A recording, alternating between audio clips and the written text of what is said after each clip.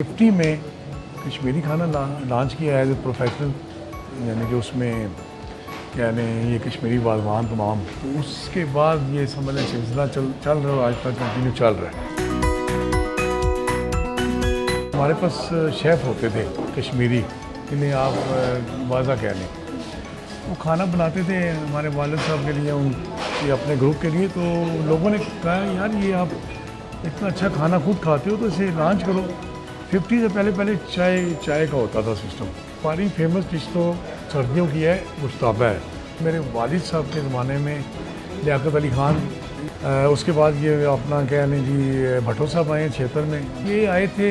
شیخ منظر مسعود صاحب ہیں، کشمیر کے اسپیکر بھی رہے تھے اور قائم مقام صدر بھی رہے ہیں آزاد کشمیر کے، انہوں نے دعوت دی تھی، تو باقاعدہ پھر ان کے لیے پورا واضوان تیار کیا گیا۔ جنرل ضیاء صاحب کا بھی کھانا جاتا رہا ہے، بے نظیر صاحبہ کا بھی کھانا جاتا رہا ہے۔ پرائم منسٹر ہاؤس میں میاں صاحب جب آئے ہیں چیف منسٹر تھے، ان کا کھانا تو میں خود کوکنگ کروانے ٹیم لے جاتا تھا۔ میاں شہباز شریف صاحب یہاں بیٹھ کے کھا گئے ہیں، یہ اسی ٹیبل پہ۔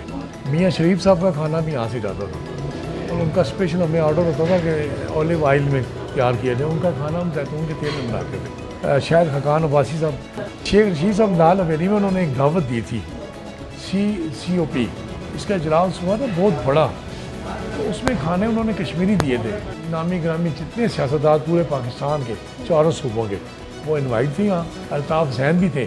وہ پھر ان کا جلسہ ہوا تھا لیاقت باغ میں COP کا، تو وہاں پھر بڑی اناؤنسمنٹ ہوئی ہے جی، نور جہان کے گانے پہ وہ خبر آئی تھی اس میں نیوز پیپر میں کہ شیخ صاحب نے بہت بڑی دعوت کی ہے لال حویلی میں، تو یہاں نور جہان کے گانے تھے اور کشمیری کھانوں سے تواضع کی گئی ہے۔ لیکن میرے بزرگوں کے زمانے میں یہ لوگ کشمیری سارے یہاں آتے تھے، اور پھر سیاست میں جذباتی ہو جاتے تھے، پھر ٹیبل توڑتے تھے، پھر وہ یہیں کشمیر فتح کرتے تھے۔